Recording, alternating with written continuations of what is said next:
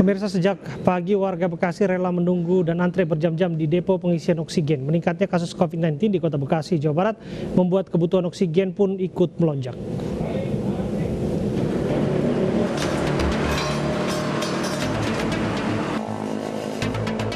Beginilah suasana antrean di depo pengisian oksigen medis di Jalan Sultan Agung, Kecamatan Medan Satria, Kota Bekasi, Jawa Barat. Sejak pagi, warga sudah curi start berkumpul meski depo pengisian oksigen baru saja buka dan truk pengangkut oksigen baru tiba. Puluhan warga ini rela mengantri menunggu berjam-jam demi mendapatkan oksigen untuk keluarganya yang tengah dirawat di rumah sakit maupun isolasi mandiri. Setiap hari saya juga isinya pagi sore. Berarti ini untuk satu kali untuk pagi sore gitu? Ini sekali tabung tuh saya biasa pakai 3 jam. 3 jam? Nanti sore juga saya balik lagi ke sini lagi ngisi lagi. Berarti nunggu lagi gitu? Nunggu lagi. Oh, nggak persiapan, nggak apa gitu? Enggak ya, kita nggak harus nunggu. Oh, berarti antri siapa itu antri terus? Paling minimal itu 1 jam lebih lah biar bisa dapat. Data kenaikan angka COVID yang terus meningkat membuat semua pihak waspada. Warga berharap pemerintah Kota Bekasi terus bisa menjaga ketersediaan oksigen medis di tengah kasus COVID-19 yang terus melonjak. Apalagi stok oksigen di rumah sakit terus menipis dan pihak keluarga pun diminta untuk menyediakan oksigen sendiri. Dari Bekasi, Jawa Barat, Rahmat Hidayat, iNews melaporkan. Indonesia terancam dengan munculnya varian baru virus corona. Peningkatan angka COVID-19 yang melejit serta sulitnya virus dikendalikan menjadi salah satu alasan varian baru muncul karena mutasi.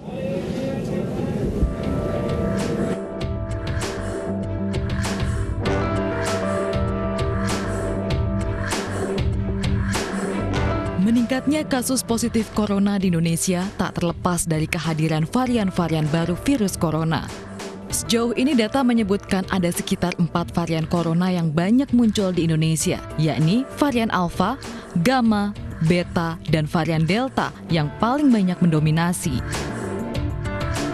Dampaknya, dengan adanya varian baru tersebut, efikasi dan efektivitas vaksin menjadi berkurang. Hal tersebut jelas menjadi hambatan dalam meredam penularan corona. Beberapa pakar menyebutkan varian baru dapat muncul akibat virus yang telah ada gagal dikendalikan. Akibatnya, virus berkembang atau bermutasi. Seperti halnya Alpha dari Inggris, Beta dari Afrika Selatan, Gamma dari Brazil, dan Delta dari India. Indonesia yang saat ini menjadi sorotan akibat melejitnya angka positif di Indonesia bukan tidak mungkin terancam memunculkan varian baru asal Indonesia. Lantas, di saat varian lama masih kita perangi, kehadiran varian baru bisa menjadi ancaman serius. Virus corona terbukti mudah bermutasi, namun jangan ditakuti, justru harus dihadapi. Menghambat penyebarannya terutama dengan membatasi pergerakan masyarakat dengan mematuhi protokol kesehatan menjadi salah satu solusi di masa pandemi.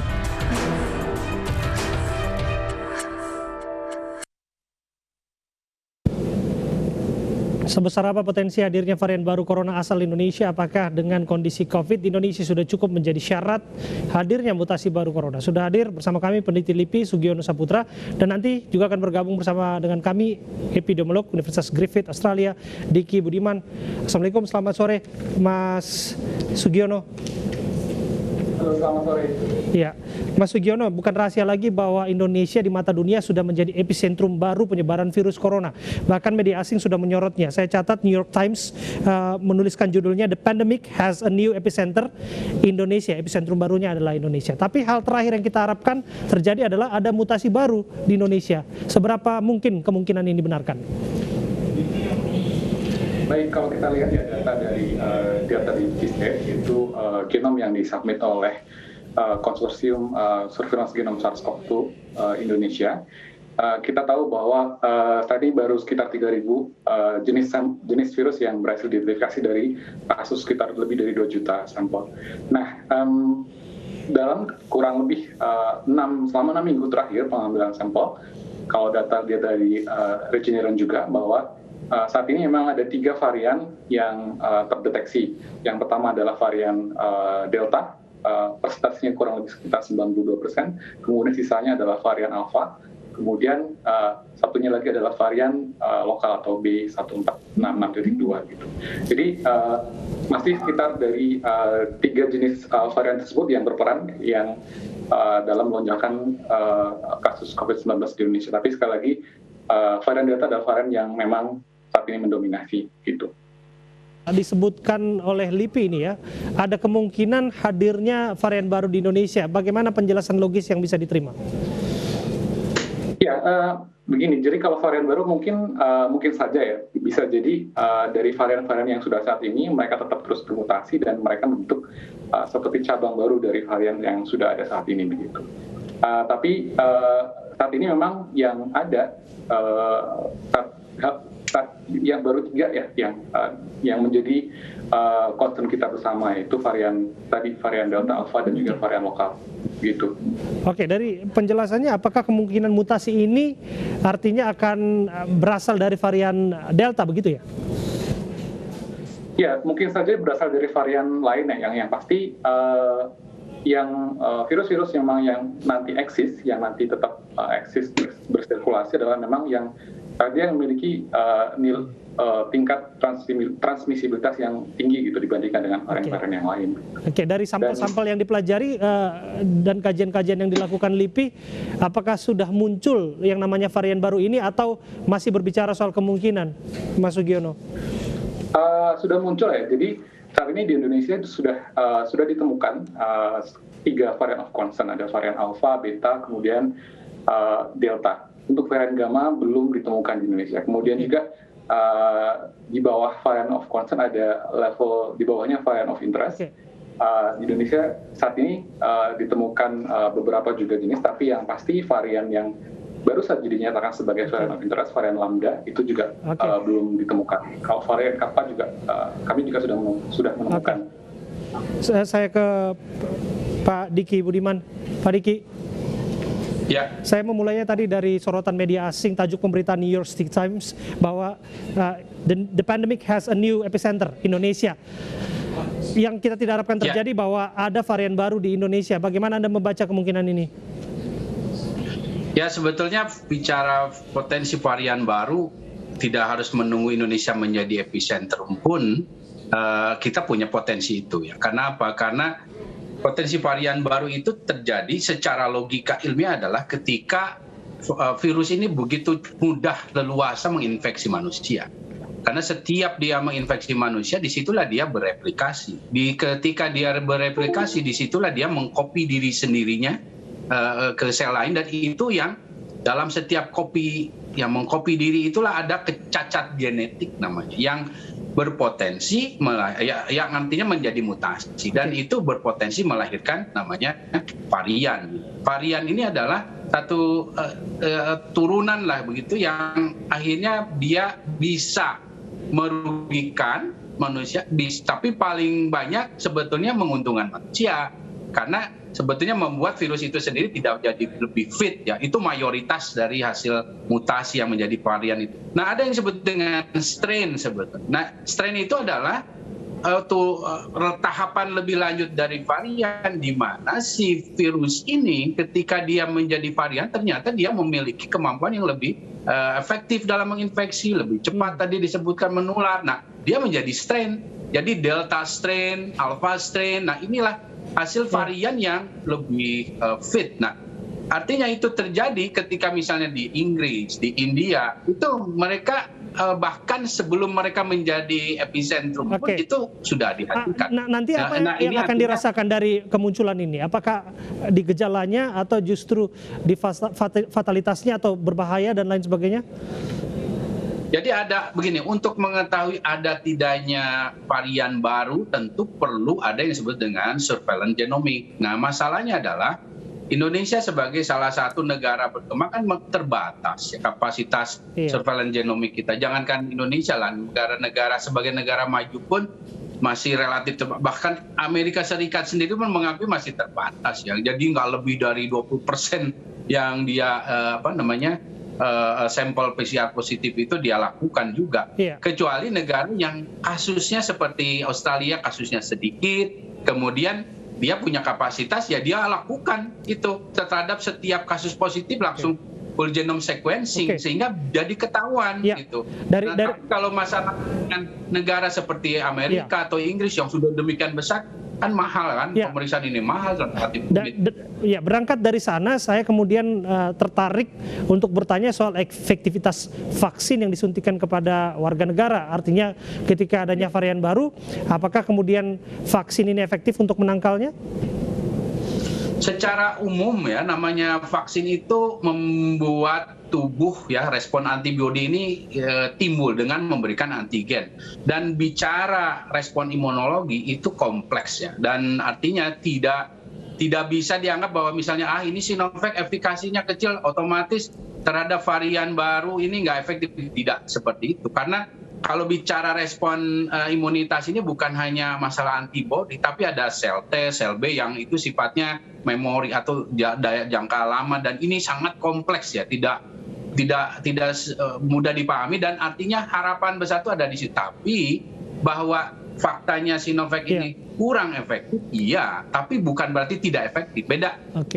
Hal yang berbeda, tidak dan belum kurang gitu. Nah, artinya karena data di lapangan menunjukkan sebagian tenaga kesehatan kita tetap terlindungi. Sebagian tenaga kesehatan kita tidak juga semuanya, mohon maaf, ini ada yang gugur, tapi tetap sebagian besar itu terlindungi. Namun harus diketahui data sementara ini menunjukkan tampaknya 6 bulan pasca penyuntikan atau paling lama 9 bulan sepertinya menurun efektivitasnya, sehingga itulah sebabnya sejak bulan lalu saya mengusulkan masalah booster itu, karena kita harus lindungi ya, karena menunggu Sinovac mengeluarkan boosternya kan lama, karena jenis platform ini perlu lebih lama dibandingkan messenger RNA mengeluarkan boosternya.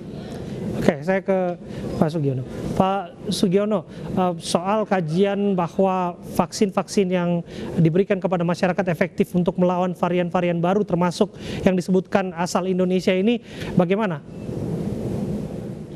Ya begini, kalau terkait dengan efektivitas vaksin ya, saya pikir dari 8 jenis vaksin yang ada di dunia saat ini memang semuanya sudah dilakukan uji klinis dan sudah ada riset terkait dengan keefikasi kemudian keefektifannya. Tapi sekali lagi bahwa tidak ada vaksin yang memiliki 100% protection.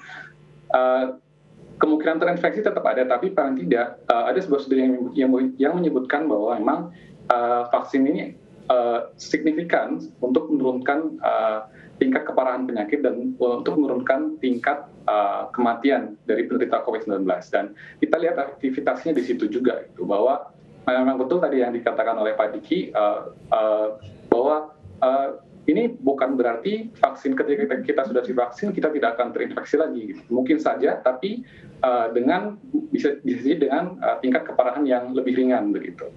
Dan saya pikir terkait dengan variant of concern yang sudah ada saat ini, memang mereka kecenderungan lebih menurunkan efektivitas dari terapi antibodi ataupun vaksin yang dilakukan. Tapi sejauh ini vaksin yang ada saat ini adalah vaksin yang terbaik.